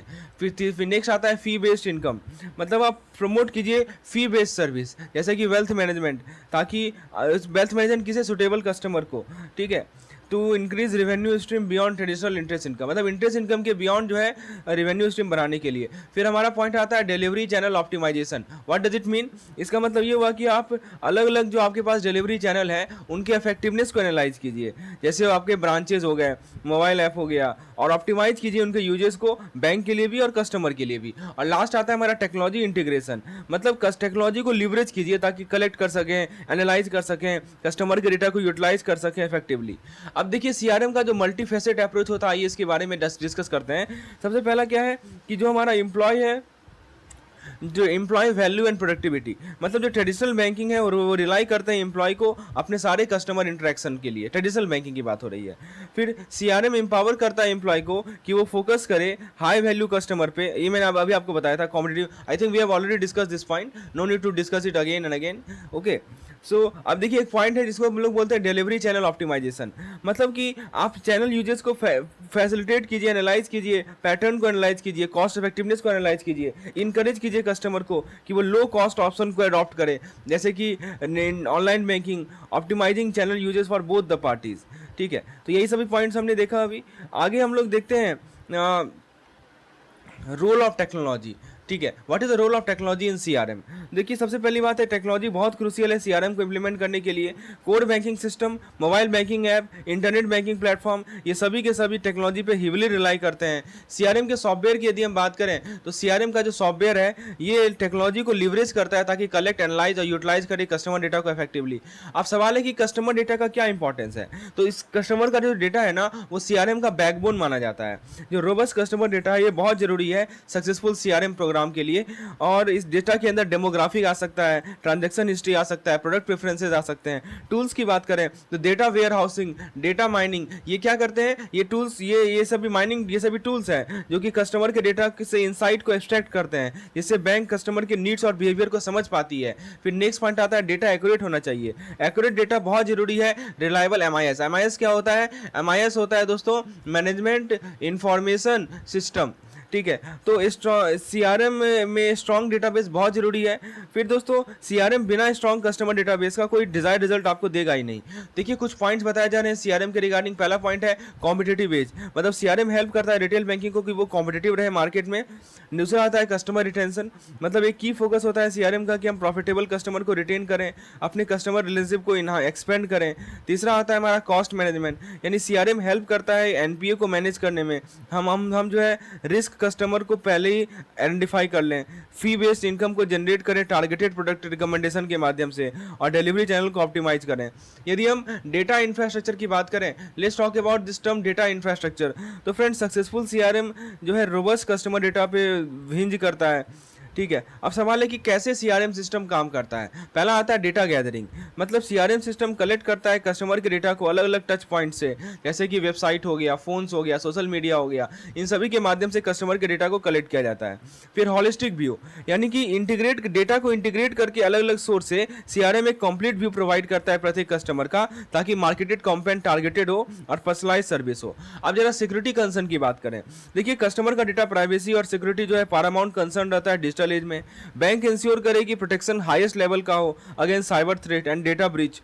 यदि हम सीआरएम सॉफ्टवेयर के फीचर्स की बात करें, पहला आता है कि एक कोर फंक्शन सीआरएम सॉफ्टवेयर का है सेंट्रलाइज्ड डेटाबेस, जो कि कस्टमर के इंफॉर्मेशन को कंसोलिडेट करता है और डॉक्यूमेंट को कंसोलिडेट करता है, ताकि ऑथराइज पर्सनल जो है उसे इजीली एक्सेस कर सकें। दूसरा सीआरएम सॉफ्टवेयर का फीचर है इंटरेक्शन ट्रैकिंग, यानी सीआरएम सॉफ्टवेयर जो है ट्रैक करता है कस्टमर के इंटरेक्शन को अलग अलग चैनल में, एक कंप्लीट सॉफ्टवेयर प्रोवाइड करता है। नेक्स्ट आता है हमारा वर्कफ्लो ऑटोमेशन, मतलब सीआरएम ऑटोमेट करता है टास्क को, कैलेंडर को, अलर्ट को और वर्कफ्लो प्रोसेस को। नेक्स्ट आता है हमारा performance tracking, CRM software manager को अलाउ करता है कि वो स्टाफ परफॉर्मेंस को ट्रैक कर सके बेस्ड ऑन सीआरएम डेटा। देखिए दोस्तों, मैं आपको कुछ कॉमन सीआरएम सॉफ्टवेयर के फीचर्स के बारे में समझाता हूं। पहला आता है मार्केटिंग ऑटोमेशन, ये ऑटोमेट करेगा रिपीटेटिव मार्केटिंग टास्क को, यानी जो मार्केटिंग टास्क रिपीटेटिव है, एक के बाद बार बार रिपीट हो रहा है, उसे ऑटोमेट कर देगा टारगेटेड आउटरीच कॉम्पेन के लिए बेस्ड ऑन कस्टमर सेगमेंट। दूसरा आता है हमारा sales force automation. What does it mean? इसका मतलब ये होता है कि ये डुप्लीकेट सेल्स एफर्ट को प्रिवेंट करता है और कस्टमर के इंटरेक्शन को ट्रैक करता है सेल्स साइकिल के माध्यम से। किसके माध्यम से? सेल्स साइकिल के माध्यम से, यानी तो जो कि हमारे सेल्स प्रोसेस को स्ट्रीमलाइन करना हुआ। अब एक होता है हमारा सेंटर ऑटोमेशन को कांटेक्ट करना। देखिए, कॉल सेंटर ऑपरेशन को स्ट्रीमलाइन करना, कस्टमर सर्विस टाइम को कम करना। जैसे मान लीजिए एसबीआई जो है एसआईए को यूज करती है। एसआईए क्या होता है? SBI intelligent assistant. ये क्या करता है? ये आंसर करता है बेसिक कस्टमर इंक्वायरीज को। फिर हमारा आता है जियो लोकेशन टेक्नोलॉजी, ये इनेबल करता है लोकेशन बेस्ड मार्केटिंग कैंपेन को, जो कि बैंक को अलाउ करता है कि वो टारगेटेड प्रमोशन या ऑफर को सेंड करे based on customer physical location. तो फ्रेंड्स, ये सभी चीजें यदि ये हमारे स्टडी मटेरियल की यदि आपको रिक्वायरमेंट है जेआईबी एग्जामिनेशन के लिए, तो आप मुझे इस नंबर पे व्हाट्सएप करके डिटेल जानकारी प्राप्त कर सकते हैं। आपको इस पीडीएफ की रिक्वायरमेंट है तो भी आप यहां से प्राप्त कर सकते हैं। चलिए हम लोग बात करते हैं कि सीआरएम का मेन कंपोनेंट्स क्या होता है। तो दोस्तों, मैंने आपको पहले बताया है कि सीआरएम डेटा के बियॉन्ड जाता है। ये समझिए कि हम कस्टमर के रिलेशनशिप को स्टैब्लिश कर रहे हैं, नर्चर कर रहे हैं टारगेटेड मार्केटिंग कैंपेन के माध्यम से, पर्सनलाइज कम्युनिकेशन के माध्यम से और एक्सेप्शनल सर्विस के माध्यम से। दूसरा पॉइंट आता है relationship life cycle. CRM acknowledge करता है कि कस्टमर का जो रिलेशनशिप है वो अलग अलग फेजेस से इवॉल्व होता है, ठीक है। एक हमारा इनिशियल कॉन्टैक्ट है, उससे एक लो, ताकि लोअर एडवोकेट बनना। अब देखिए, एक होता है स्टेज बेस्ड मैनेजमेंट। तो सीआरएम स्ट्रेटजीज और इंटरेक्शन जो उसे टेलर किया जाता है बेस्ड ऑन रिलेशनशिप स्टेज। पहले तो मैंने आपको बताया कि बहुत सारे रिलेशनशिप स्टेजेस होते हैं, तो प्रत्येक रिलेशनशिप स्टेज के अकॉर्डिंग जो है हमारा सीआरएम के स्ट्रेटजीज को टेलर अप किया जाता है। और लास्ट आता है हमारा customer value distribution.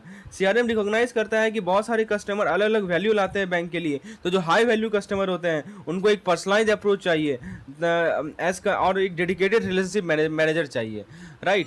So SBI, that is banking codes and standard board of India, तो ये रिजर्व बैंक ऑफ इंडिया के द्वारा फॉर्म किया गया था। कमिटी ने, आरबीआई ने कमिटी फॉर्म किया था क्योंकि पब्लिक कुछ हमारे कंसर्न आए थे कि public access to banking services in India, इससे रिलेटेड। तो एग्जैक्ट ईयर जो है आप देख सकते हैं 2003 का है। और फिर ये कोलैबोरेटिव एफर्ट था आरबीआई और इंडियन बैंक के बीच में, ताकि हम कस्टमर सर्विस स्टैंडर्ड को एड्रेस कर सकें। और इसमें जो है नीड्स को आइडेंटिफाई किया गया कि हमारे पास क्लियर और कंसिस्टेंट गाइडलाइन होना चाहिए बैंक को फॉलो करने के लिए जब भी कस्टमर के साथ इंटरेक्ट करें। यदि हम बीसीएसबीआई के रोल की बात करें, फिर talk about the role of BCSBI, तो ये वॉलंटरी कोड डेवलप करता है जो कि मिनिमम कस्टमर सर्विस स्टैंडर्ड को आउटलाइन करता है बैंक के लिए। और ये एक इंडिपेंडेंट वॉचडॉग की तरह काम करता है जो कि इन सभी कोड्स के एडहेरेंस को मॉनिटर करता है और कस्टमर के लिए फेयर ट्रीटमेंट इंश्योर करता है। ये एक इम्पॉर्टेंट है कि बीसीएसबीआई जो है कोई रेगुलेटरी बॉडी नहीं है, ये गाइडलाइंस और बेस्ट प्रैक्टिस प्रोवाइड करेगा, कोई इन्फोर्सेबल रेगुलेशन नहीं है। देखिए, की पॉइंट्स के बारे में ध्यान रखिए कि बीसीएसबीआई का कोड जो है वॉलंटरी है और एग्जिस्टिंग आरबीआई के रेगुलेशन को रिप्लेस नहीं करता। ये जो है इंडिविजुअल कस्टमर कंप्लेंट को हैंडल नहीं करता, बल्कि बैंक के पॉलिसी को इन्फ्लुएंस करता है अपने कोड्स और ओवरसाइट रोल के माध्यम से। अब देखिए इसमें कमिटमेंट के बारे में बताया जा रहा है। कोर ऑब्जेक्टिव क्या है कि देखिए ये कॉम्प्रिहेंसिव कोड है जो कि BCSBI के द्वारा अडॉप्ट किया गया। इसके अंदर स्पेसिफिक कस्टमर सर्विस स्टैंडर्ड है। दोस्तों एक और पॉइंट को हम लोग समझना बहुत ज़रूरी है कि कंसिडर कीजिए कि आप यहाँ पे ईयर जो कहा जा रहा है, BCSBI ने 2 की कोड्स को इम्प्लीमेंट किया है ताकि मिनिमम सर्विस स्टैंडर्ड को इस्टेब्लिश कर सकें। पहला है code of bank commitment to customer. पहला क्या है? Code of bank commitment to customer. यहाँ देखिए लिखा जा रहा है। तो ये जो कोड है ये मिनिमम सर्विस स्टैंडर्ड सेट करता है मेंबर बैंक के लिए जो कि इंडिविजुअल कस्टमर के साथ डील कर रहा है। So this code serves as a minimum service standard for member bank dealing with individual customer. ये इंग्लिश, हिंदी और 10 दूसरे रीजनल लैंग्वेज में अवेलेबल है वाइडर एक्सेसिबिलिटी के लिए, और इसको मल्टीपल टाइम रिवाइज किया गया है ताकि ट्रांसपेरेंसी को इन्हांस कर सकें और ग्रेवियंस रिड्रेसल मैकेनिज्म को स्ट्रेंथन कर सकें। एक MSC के बारे में आप समझ लीजिए। MSC क्या होता है? MSC होता है दोस्तों हमारा माइक्रो एंड स्मॉल इंटरप्राइज। तो बेसिकली कुछ कोड है बैंक कमिटमेंट का MSC को। तो ये कोड क्या करता है दोस्तों? तो ये कोड फोकस करता है सर्विस स्टैंडर्ड पे, जैसे कि सर बैंक के लिए जो सर्विस स्टैंडर्ड होता है उस पर फोकस करता है जो कि डील कर रहा होता है माइक्रो एंड स्मॉल बिजनेस से। कस्टमर कोड से सिमिलर होता है ये भी मल्टीपल लैंग्वेज में हमारे पास अवेलेबल होता है। दोस्तों ये सभी कोड्स ना कस्टमर के राइट्स और एक्सपेक्टेशन को इस्टेब्लिश करते हैं बैंक के बिहेवियर के रिगार्डिंग। ये फेयर बैंकिंग प्रैक्टिस को प्रमोट करते हैं, राइट, और ट्रांसपेरेंसी बढ़ाते हैं। ये किसी हमारे एग्जिस्टिंग RBI रेगुलेशन को सुपरसीड नहीं करते, बल्कि ये हायर स्टैंडर्ड सेट करते हैं कस्टमर सर्विस के लिए। यदि हम की कमिटमेंट की बात करें, if you talk about the key commitment of the member bank, तो जो कोड है इसके अंदर बहुत तरह के की कमिटमेंट हैं। जैसे कि आप देख सकते हैं कि राइट टू फेयर ट्रीटमेंट, मतलब इसके अंदर ये इंश्योर करना कि हमारे पास फेयर और रीजनेबल ट्रीटमेंट हो सभी इंटरेक्शन में। सिक्योर डिजिटल बैंकिंग ऑफर्ड हो, डिस्क्रिमिनेशन अवॉइड करें। फिर दूसरा आता है राइट टू ट्रांसपेरेंसी, मतलब इसके अंदर हम क्लियर और टाइमली इन्फॉर्मेशन प्रोवाइड करें, इंश्योर करें कि ट्रांसपेरेंसी रहे कॉन्ट्रैक्ट में, एग्रीमेंट में। कुछ एडिशनल कमिटमेंट की बात की जा रही है तो कोड जो है स्टाफ ट्रेनिंग को एड्रेस करता है, क्लियर एडवर्टाइजिंग हो, प्रमोशनल मटेरियल क्लियर हो, अनफेयर कॉन्ट्रैक्चुअल टर्म को अवॉइड करता है। ये सभी चीज़ें हैं। फिर दोस्तों बात करें हम लोग मेंबर्स बैंक की कमिटमेंट की। अब जो मेंबर बैंक है उनकी क्या कमिटमेंट है वो भी देख लीजिए। देखिए उनका कमिटमेंट है कि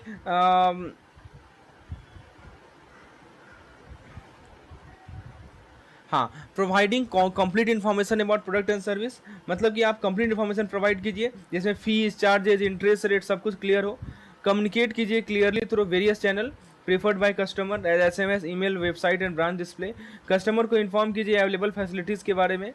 इन्फॉर्मेशन डिस्प्ले कीजिए ब्रांचेज में regarding services offered, minimum balance requirement, information booklet. Policies को डिस्क्लोज कीजिए अपने वेबसाइट पे, जिसमें deposit policy, grievance redressal procedure, ये सभी चीज़ आते हैं। फिर कुछ एडिशनल कस्टमर राइट के बारे में कहा जा रहा है। पहला आता है राइट टू सुटेबिलिटी, बैंक जो है प्रोडक्ट एंड सर्विसेज ऑफर करेगी जो कि अप्रोप्रिएट होगा कस्टमर की फाइनेंशियल सिचुएशन से। फिर दूसरा आता है राइट टू प्राइवेसी, जितने भी कस्टमर इन्फॉर्मेशन है उसे प्राइवेट और कॉन्फिडेंशियल ट्रीट किया जाएगा। फिर उसके बाद हमारा आता है दोस्तों complaint resolution and grievance redressal. Bank committed है कि वो प्रॉम्प्टली और सिंपैथेटिकली रिजॉल्व करे मिस्टेक्स को। एस्केलेशन प्रोसीड्योर, कस्टमर के पास राइट है कि वो ऑप्शन के बारे में इन्फॉर्म्ड रहे कि वो अनरिजॉल्व कंप्लेंट को एस्केलेट कर सके। फिर एक होता है हमारा ब्रांच डिस्प्ले। ब्रांच डिस्प्ले मतलब क्या होता है वो देख लीजिए। ब्रांच डिस्प्ले का मतलब ये होता है कि ब्रांच कॉन्टैक्ट इन्फॉर्मेशन हो ग्रीवियंस रिड्रेसल ऑफिसर का, रीजनल मैनेजर का, बैंकिंग ओम्बड्समैन का, और कस्टमर को आप एम्पावर करें ताकि असिस्टेंट सीख कर सके जब भी उन्हें ज़रूरत हो। अब ये देखिए code of bank commitment to MSC, इसके बारे में बात करते हैं। तो ये MSC कोड है जिसको लाया गया था 2008 में। तो यहाँ पे क्या है दोस्तों कि ये कोड इस्टेब्लिश करता है मिनिमम सर्विस स्टैंडर्ड बैंक जो कि माइक्रो और स्मॉल इंटरप्राइज के साथ डील कर रही है एज पर MSMED एक्ट 2006। इसको रिवाइज किया गया 2015 में ताकि इसको हम प्रोटेक्शन और गाइडेंस को फर्दर स्ट्रेंथन कर सके MSC के लिए उनके बैंकिंग इंटरेक्शन में। तो MSC कोड का एम ये है कि हम एक सपोर्टिव बैंकिंग एनवायरनमेंट क्रिएट करें स्मॉल बिजनेसेस के लिए। देखिए पॉइंट लिखा जा रहा है। पहला पॉइंट कह रहा है कि ये एफिशिएंट बैंकिंग सर्विस को इंश्योर करके ये कोड का एम है कि MSC को हम एम्पावर करें पॉजिटिव ग्रोथ के लिए विद इन इकोनॉमी। ट्रांसपेरेंसी को बढ़ाएं, मतलब मिनिमम सर्विस स्टैंडर्ड को सेट करें, right, setting the minimum service standard. और फिर हम फेयर ट्रीटमेंट और को प्रमोट करें। एक्सपेक्टेशन क्लियर हो, कोड जो है क्लियर एक्सपेक्टेशन एस्टैब्लिश करता है बैंक के लिए भी और MSC के लिए भी regarding smooth banking experience. Communication हमारा इफेक्टिव हो, हमारा अंडरस्टैंडिंग इम्प्रूवमेंट हो बैंक और एमएससी बिजनेस के बीच में, कंपटीशन एफिशिएंट हो, यानी दोस्तों हेल्दी कंपटीशन को इनकरेज करके कोड का एम है कि हम ओवरऑल क्वालिटी ऑफ सर्विस को इम्प्रूव करें, पॉजिटिव रिलेशनशिप हो, राइट, रिलेशनशिप पॉजिटिव हो, यानी कोड का एम है कि पॉजिटिव और कोलैबोरेटिव रिलेशनशिप को ऑफर करें एमएससी और मेंबर बैंक के बीच में, बैंकिंग सिस्टम में कॉन्फिडेंस हो। एमएससी कोड की एप्लीकेशन की बात करें तो एमएससी कोड जो है broad range of micro and small enterprise में एप्लीकेबल होता है, और जैसा कि हमने एमएसएमई एक्ट 2006 में डिफाइन किया था, इसके अंदर बिजनेस कौन कौन से इन्वॉल्व होते हैं, जैसे कि मैन्युफैक्चरिंग हो गया, प्रोडक्शन हो गया, प्रोसेसिंग, प्रिजर्वेशन और सर्विस प्रोवाइडिंग बिजनेस। तो ये कोड जो है सभी प्रोडक्ट एंड सर्विसेज को ऑफर कवर करता है, जो कि मेंबर बैंक के द्वारा ऑफर किया जाता है अंडर करंट रेगुलेशन, और इसको बहुत सारे चैनल के माध्यम से डिलीवर किया जाता है, जैसे branches, subsidiary, agent and other online platform. अब कुछ स्पेसिफिक प्रोडक्ट एंड सर्विसेज है जो कि कवर्ड है इसके अंदर क्या क्या आता है, जैसे कि डिपॉजिट्स हो गया, डिपॉजिट अकाउंट हो गया, पेमेंट सर्विसेज हो गया, गवर्नमेंट ट्रांजैक्शन, फिर loan, credit facility, foreign exchange services, insurance, card product and more. तो दोस्तों ये सभी चीज़ें हमें ध्यान रखनी है। आगे बढ़ते हैं हम लोग, लेट्स मूव फॉरवर्ड और नेक्स्ट पॉइंट को स्टडी करते हैं। देखिए, रिजॉल्विंग ब्रांच कंप्लेन। अब ब्रांच कंप्लेन को कैसे रिजॉल्व किया जाए, तो इसके लिए दोस्तों BCSBI ने previously customer grievance handling mechanism को इस्टेब्लिश किया था, ताकि इंश्योर करे कि बैंक जो है कस्टमर कंसर्न को एफिशिएंटली एड्रेस करे। बैंक को रिक्वायर्ड है कि वो कस्टमर को इन्फॉर्म करे कैसे वो कंप्लेन फाइल कर सकता है, कॉन्टैक्ट डिटेल हो, एक्सपेक्टेड रिस्पॉन्स टाइम बताए, एस्केलेशन ऑप्शन बताए। प्रत्येक ब्रांच के पास अपना एक डेजिग्नेटेड ग्रीवियंस रिड्रेसल ऑफिसर होते हैं, तो ताकि वो एड्रेस करते हैं। बैंक का एम है कि फाइनल रिस्पॉन्स कंप्लेन का जो है 30 दिन के अंदर प्रोवाइड कर दें, अप टू 30 डेज, और एस्केलेशन भी कर सकते हैं। तो कंप्लेंट फाइल करने के लिए कस्टमर राइटिंग में, फ़ोन के माध्यम से, ऑनलाइन भी कर सकता है। बैंक को एक्नॉलेज करना पड़ेगा रिटर्न कंप्लेंट इमीडिएटली, और एक रेफरेंस नंबर भेजना पड़ेगा एसएमएस के माध्यम से। फ़ोन कंप्लेंट के लिए एक रेफरेंस नंबर भी होना चाहिए, और कस्टमर को इन्फॉर्म रखना चाहिए प्रोग्रेस के बारे में। और बैंक रिव्यू करेगी कंप्लेंट को और फाइनल रिस्पांस 30 दिन के अंदर देगी। यदि कस्टमर सेटिस्फाइड नहीं है तो इसको डायरेक्ट कर सकता है बैंकिंग ओम्बड्समैन की तरफ। ठीक है, तो यहाँ पे एक और पॉइंट को समझिए जिसको हम लोग बैंकिंग ओम्बड्समैन स्कीम के बारे में बात करते हैं। देखिए, यदि कोई कस्टमर जो है अनरिजॉल्व कंप्लेन हो या रिस्पांस ना मिले 30 दिन के अंदर, तो कस्टमर के पास राइट है कि वो बैंकिंग ओम्बड्समैन पे जा सकता है। एक इंडिपेंडेंट अथॉरिटी है जो कि आरबीआई के द्वारा अपॉइंट किया गया है, ताकि वो कस्टमर कंसर्न को एड्रेस करे। अब देखिए, कुछ एडिशनल रिसोर्स होते हैं। जब BCSBI को डिसॉल्व कर दिया जाता है तो आरबीआई जो है कमिटेड रहता है कंज्यूमर प्रोटेक्शन के लिए। कुछ इनिशिएटिव हैं जैसे कि चार्टर ऑफ कस्टमर राइट और एक इन्हांस बैंकिंग ओम्बड्समैन स्कीम। ये फर्दर एम्पावर करता है कस्टमर को कि वो बैंकिंग कंसर्न को एड्रेस करे। अब दोस्तों एक और चीज़ को यहाँ समझ लीजिए, ये चीज़ मैंने छोड़ दिया। देखिए, जो रेटिंग होता है ना, वो हाई टू बिलो एवरेज होता है। तो रेटिंग असाइन किया जाता है न्यूमेरिकल स्कोर के बेसिस पर। ठीक है, तो इसमें क्या होता है कि 85 के ऊपर रेटिंग है तो हाई माना जाएगा, 70 to 85 रेटिंग है तो एबव एवरेज, 60 to 70 है तो एवरेज, और बिलो 60 है तो बिलो एवरेज। ये याद रखिएगा। अब देखिए, एक और इंपॉर्टेंट इन्फॉर्मेशन MKIS के बारे में हम लोग डिस्कस करते हैं। देखिए, MKIS क्या होता है, let's try to understand this point. बहुत सारी कंपनियां स्ट्रगल करती है कि वो डेटा को इंटीग्रेट करे बहुत सारे सोर्सेज से। So there are various sources and many company faces problem struggle to integrate data from various source, जिस कारण से इनकंसिस्टेंसी और इनएक्यूरेसी आता है। तो सॉल्यूशन क्या है कि हम डेटा मैनेजमेंट टूल में इन्वेस्ट करें और डेटा क्वालिटी कंट्रोल प्रोसीड्यूर को इस्टेब्लिश करें। देखिए दोस्तों, यहाँ पे टेक्नोलॉजिकल एडवांसमेंट की बात की जा रही है। कुछ नए टेक्नोलॉजीज आ गए हैं जैसे कि आर्टिफिशियल इंटेलिजेंस, ठीक है, कुछ बिग डेटा एनालिटिक्स आ गए हैं, राइट। ये सब इमेंस पोटेंशियल ऑफर करते हैं MKIS के लिए, राइट। तो MKIS के क्या होता है वो जरा देख लीजिए। तो दोस्तों, कंपनी जो है लिवरेज कर सकती है इन सभी एडवांसमेंट को अपने डेटा एनालिसिस को ऑटोमेट करने के लिए। एक डेटा ड्रिवन कल्चर बहुत जरूरी है ताकि MKIS के बेनिफिट को आप ऑप्टिमाइज कर सकें। इफेक्टिव कम्युनिकेशन और कोलैबोरेशन मार्केटिंग टीम के और IT डिपार्टमेंट के बीच में, एक तरफ मार्केटिंग टीम है, एक तरफ IT डिपार्टमेंट है, इन दोनों के बीच में जो हमारा इफेक्टिव कम्युनिकेशन और कोलैबोरेशन होता है, ये बहुत क्रूशियल है MKIS की इम्प्लीमेंटेशन के लिए। तो इन सभी चैलेंज को ओवरकम करके कंपनी जो है MKIS को स्ट्रेटजिक एसेट में ट्रांसफॉर्म कर सकती है। एक फ्यूचर प्रूफ MKIS जो है प्रोवाइड करेगा रियल टाइम कस्टमर इंसाइट।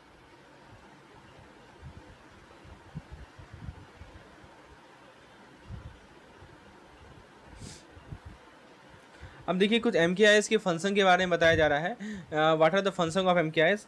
देखिए सबसे पहले कि डेटा को स्टोर करने के बाद जो है एक वेल डिजाइन एमकेआईएस अलाउ करेगा कि आप इजीली रिट्रीव कर सकें, इजीली एक्सेस कर सकें ऑथराइज पर्सनल के द्वारा। फिर इंफॉर्मेशन डिसेमिनेशन जो है बहुत सारे चैनल के माध्यम से होगा, जैसे कि report, dashboard, presentation, marketing, briefing. MKIS के कंपोनेंट्स की बात करें, सबसे पहला आता है मार्केटिंग रिसर्च टीम होती है। ये कंपोनेंट गैदर करती है इन्फॉर्मेशन को सर्वेज के, फोकस ग्रुप से और मार्केट एक्सपेरिमेंट के माध्यम से। फिर हमारा एक कॉम्पिटिटिव इंटेलिजेंस सिस्टम होता है। तो ये जो कॉम्पिटिटिव इंटेलिजेंस सिस्टम होता है दोस्तों, ये कंपोनेंट फोकस करता है कि हम कलेक्ट करें और एनालाइज करें इन्फॉर्मेशन को कॉम्पिटिटर मार्केटिंग स्ट्रेटजीज के बारे में। फिर आता है हमारा इन्वायरमेंट स्कैनिंग सिस्टम के बारे में। देखिए इन्वायरमेंट स्कैनिंग सिस्टम का मतलब क्या हुआ कि ये ब्रोडर कंपोनेंट मॉनिटर करता है एक्सटर्नल फैक्टर जो कि इम्पैक्ट कर सकता है मार्केटिंग डिसीजन को, जिसमें social, economical, political, technological, legal ये सभी आते हैं। यदि हम इंपॉर्टेंस की बात करें एमकेआईएस की, तो एक वेल डिजाइन एमकेआईएस बहुत सारा एडवांटेज ऑफर करता है। जैसे हमारा मार्केटिंग डिसीजन मेकिंग इंप्रूव होता है, कस्टमर फोकस एनहांस होगा, मार्केटिंग कॉस्ट कम होगा, मार्केटिंग एफिटिवनेस बढ़ेगा।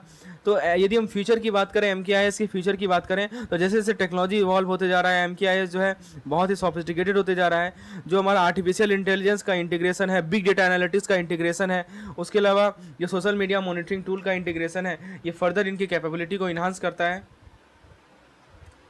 राइट अब देखिए इसमें क्या है, कुछ मॉडल्स के बारे में बात की जा रही है, राइज ऑफ एमकेआईएस के बारे में बात की जा रही है। तो समझिए कि यहाँ पे डिसीजन मेकिंग, कैसे हम डिसीजन मेकिंग करें एमकेआईएस के माध्यम से। तो डिसीजन मेकिंग के लिए दोस्तों आप यहाँ पे एक एग्जांपल प्रोवाइड किया जा रहा है कि कैसे एमकेआईएस को इंटीग्रेट कर सकते हैं स्पेसिफिक मार्केट फंक्शन के माध्यम से। तो देखिए एक फिलिप्स कॉटलर का मॉडल है, यहाँ देखिए फिलिप्स कॉटलर का मॉडल है जो कि एक फाउंडेशन फ्रेमवर्क प्रोवाइड करता है, लेकिन ये लेस एप्लीकेबल है आज के कॉम्प्लेक्स मार्केटिंग लैंडस्केप में। और फिर मैक्लेओड और रोगर्स का एमकेआईएस मॉडल है जो कि एक डिटेल ब्रेकडाउन ऑफर करता है इनपुट और आउटपुट सब सिस्टम का, लेकिन ये भी जो है फुल्ली इनकम्पास नहीं करता लेटेस्ट टेक्नोलॉजिकल एडवांसमेंट। तो ये बहुत ज़रूरी है कि हम एक्नॉलेज करें कि WR का जो मॉडल्स है उसका एग्जिस्टेंस है और ongoing evolution of the field. तो फ्रेंड्स यदि हम डिसीजन मेकिंग विद एमकेआईएस की बात करें, फिर talk about the decision making, तो डिसीजन मेकिंग में सबसे पहला पॉइंट आता है कि एमकेआईएस एम्पावर करता है मार्केटिंग मैनेजर को, उनके पास वैल्यूएबल डेटा रहता है ताकि वो decision making, inform decision making ले सके। लेकिन डेटा क्वालिटी, ऑनगोइंग मॉनिटरिंग ये भी बहुत क्रूशियल है। इनएक्यूरेट या आउटडेटेड डेटा जो है फ्लॉड डिसीजन का कारण बनता है, और कुछ चैलेंजेस भी हैं जैसे कि इन्फॉर्मेशन ओवरलोड या कॉम्प्लेक्स डेटा को इंटरप्रेट करना, ये सब भी चैलेंजेस आ सकते हैं। तो दोस्तों एक वेल डिजाइन एमकेआईएस को इंटीग्रेट किया जाना चाहिए ओवरऑल मार्केटिंग स्ट्रेटजीज के साथ। जैसे कस्टमर सेटिस्फैक्शन डेटा जो एमकेआईएस के होगा मिलेगा, उसको यूज कर सकते हैं आप, एरिया आइडेंटिफाई कर सकते हैं प्रोडक्ट इंप्रूवमेंट के लिए। इस डेटा ये जो डेटा है फिर प्रोडक्ट डेवलपमेंट टीम को इन्फॉर्म करेगा, अलाउ करेगा उन्हें कि फोकस करें कुछ फीचर्स पे और फंक्शनैलिटीज़ पे। एमकेआईएस को अलाइन करके सारे मार्केटिंग फंक्शन के साथ बिजनेस लिवरेज कर सकती है कस्टमर इनसाइट को, ताकि स्ट्रेटजिक मार्केटिंग गोल को अचीव कर सके। तो यही सब पॉइंट्स यहाँ बताया जा रहा है। अब एक दो पॉइंट और देख लीजिए, अलाइनमेंट की बात की हमने, कस्टमर यूजेस की बात, ये कंप्यूटर यूजेस की बात कर लेते हैं। तो दोस्तों देखिए यहाँ पे एक पॉइंट है कि द सर्वे इंडिकेट करता है कि high level of computer adoption हो चुका है मार्केटिंग टास्क के लिए, डेटा रिट्रीवल के लिए, और रिपोर्ट जनरेशन जो है प्राइमरी यूनिट यूजेज है एमकेआईएस का। एक सजेशन है कि मार्केटिंग मैनेजर जो है प्रायोरिटाइज करें डेटा एक्सेस को over understanding specific user need. ये हाईलाइट करता है एक area for improvement in the user training और सिस्टम डिज़ाइन। दोस्तों ईमेल सबसे प्रेफर्ड चैनल होता है कम्युनिकेशन का ऑर्गेनाइजेशन के साथ, you know very well, email, electronic mail, right. तो ये सजेस्ट करता है कि हम ट्रेडिशनल मेथड पे जो रिलायंस था और हम adoption of more and collaborative communication tools like video conferencing should be beneficial. फिर इंटरनल डेटा रिकॉर्ड की बात करें तो इंटरनल अकाउंटिंग जो है internal accounting data is considered the most important information source. अब इंफॉर्मेशन अवेलेबिलिटी की बात करते हैं, सबसे पहला आता है कस्टमर डेटा एक्सेसिबिलिटी।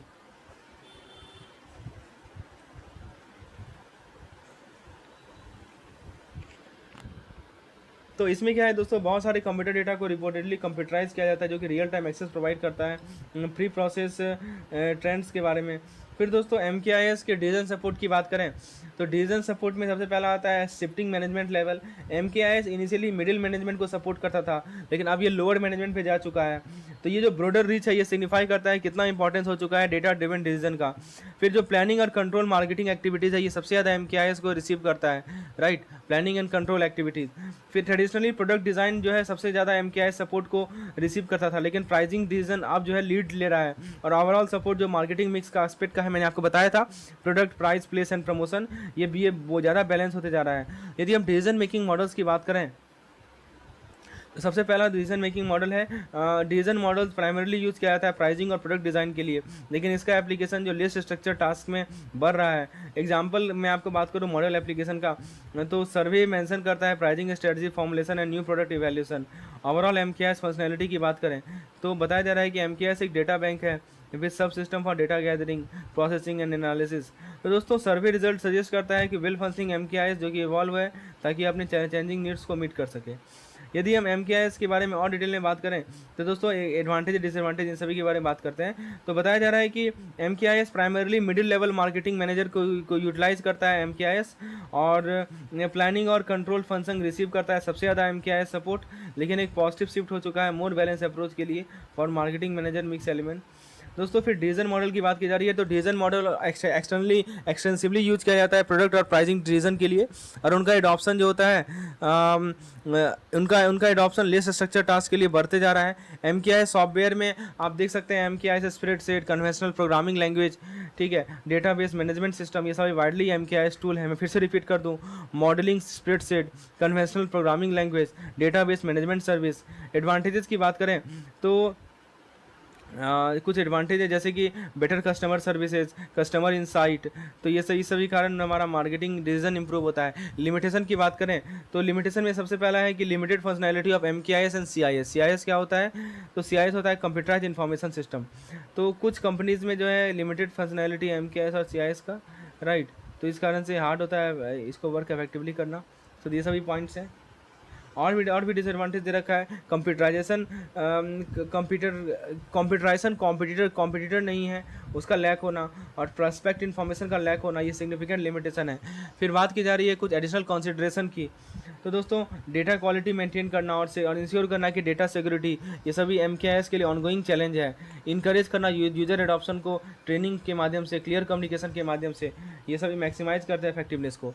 तो ये था हमारा मॉड्यूल सी का कंप्लीट डिस्क्रिप्शन। होपफुली आपने इसे एंजॉय किया होगा। यदि आपको चैनल वीडियो पसंद आया हो तो एक लाइक जरूर कीजिएगा, और भी लोगों के साथ इस वीडियो को शेयर कीजिए ताकि उनका भी आरवीडब्ल्यूएम मॉड्यूल सी का प्रिपरेशन बहुत ही इफेक्टिव हो पाए। धन्यवाद।